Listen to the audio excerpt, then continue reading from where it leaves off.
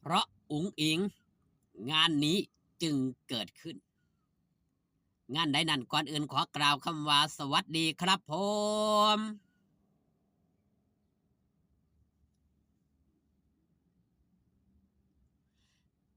สวัสดีพี่น้องครับป้องปายมิดหมอแคนแฟนหมอลำยินดีต้อนรับเข้าสู่ช่องไทยซีเกตชาแนล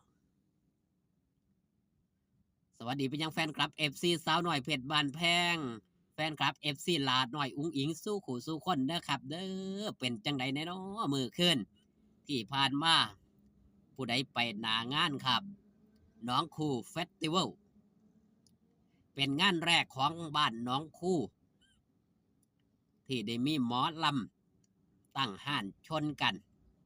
อลังการงานสร้างผู้คนมาอย่างอุ่นหนาฝาขังแออัดยัดเยียดครับแน่นก็ว่าแน่นคือหลายๆคนต้องการมางานนี้มาเห็นมาเบิงความอลังการของสองเวทีหมอลำบ่ว่าจะเป็นสาวน้อยเพชรบ้านแพงบ่ว่าจะเป็นสาวน้อยลำเพลินโชว์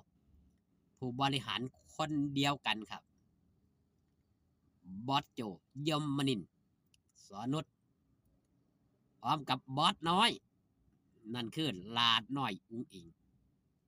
งานนี้บอสโจสอนุชทุ่มเต็มที่เพื่อลูกสาวก็สู้คักมือขึ้นนี่เอาจนแทบสิฮอดตลอดสอดแจ้งเฉพาะลาดน้อยอุ้งอิงสู่งานคักยอมใจยอมเมื่อยเพื่อเอฟซีรอคอยเอฟซีต้องการเบิง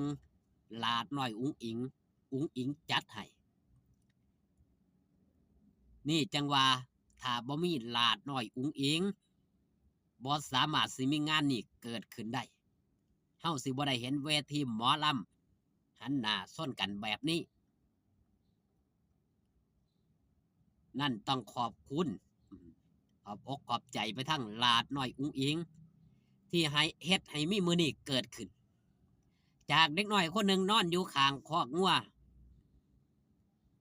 ร้องเพลงตามตลาดนัดบ่คิดบ่ฝันดังชั่วข้ามคืนนั่นคือบุญนำพาวาสนาของเด็กหน่อยผู้หนึ่งตลอดระยะเวลาบ่ทันถึง3 ปีมีบ้านมีรถมีบ้านหลังใหญ่มีรถคันโก้คันงามมีพื้นที่มีอาณาจักรเป็นของเจ้าของเองบ่ธรรมดาครับหายากในวงการหมอลำสิเฮ็ดได้แบบนี้ตั้งแต่ติดตามหมอลำมานี่เบิ่งหมอลำมาตั้งแต่น้อยเท่าปัจจุบันนี่เพิ่งเห็นคนแรกที่เฮ็ดได้แบบนี้หรือผู้ใดเห็นผู้อื่นเฮ็ดได้ครับในแวดวงการหมอลำมาอยู่ในวงการหมอลำนี่บ่ทันถึง3 ปีมีทุกอย่างหรือว่ามีแทบทุกอย่าง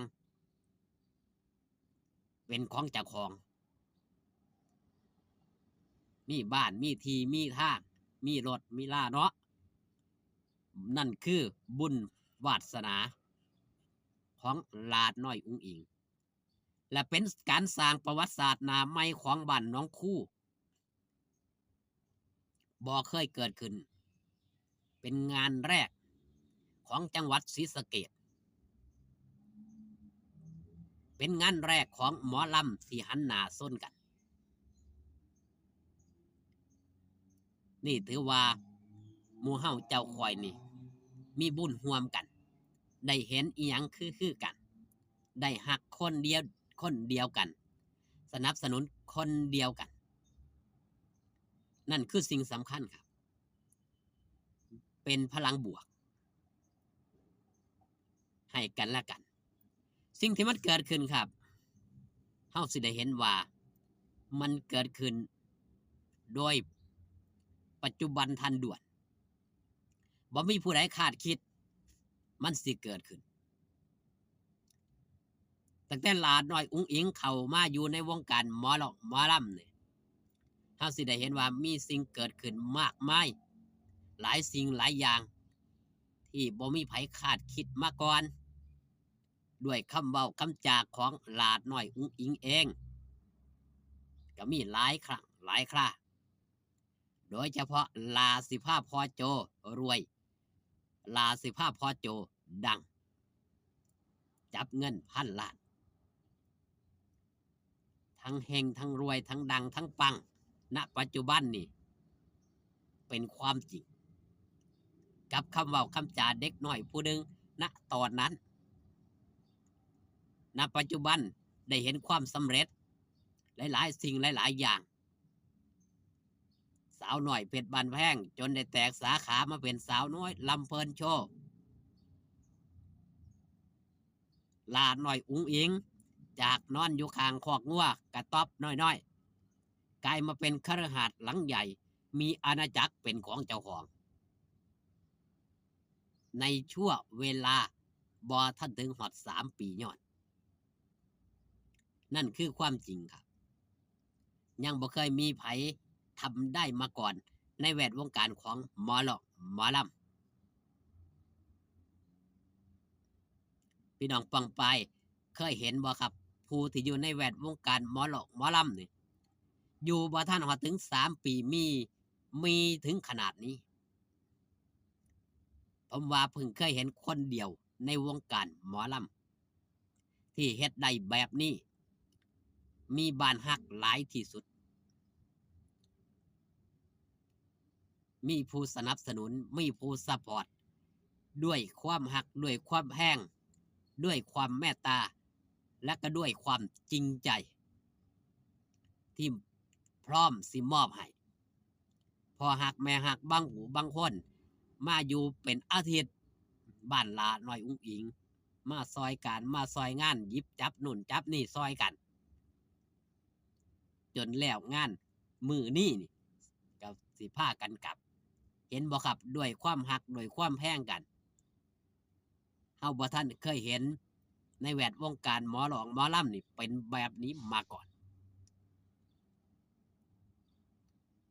จังว่าถ้าบ่มีอุ๋งอิงนี่เฮาก็สิบ่ได้เห็นภาพแบบนี้ที่ขาดบ่ได้นั่นคือผู้สนับสนุนผู้อยู่เบื้องหลังอย่างพ่อโจแม่นุชผู้ที่คอยซัพพอร์ตผู้ที่คอยเบิ่งแย่งอยู่เบื้องหลังความสำเร็จของหลาดน้อยอุ๋งอิงตลอดไปถึงแฟนคลับ FC ที่คอยซัพพอร์ตที่คอยสนับสนุนกันมากมายเอาคลิปนี้ฝากต้อนมิตรหมอแค้นแฟนหมอลำชื่นชมยินดีกับหลาน้อยอุ๋งอิงเอาไว้แต่เพียงสำนี้พ่อกันคลิปหน้าสบายดีครับผม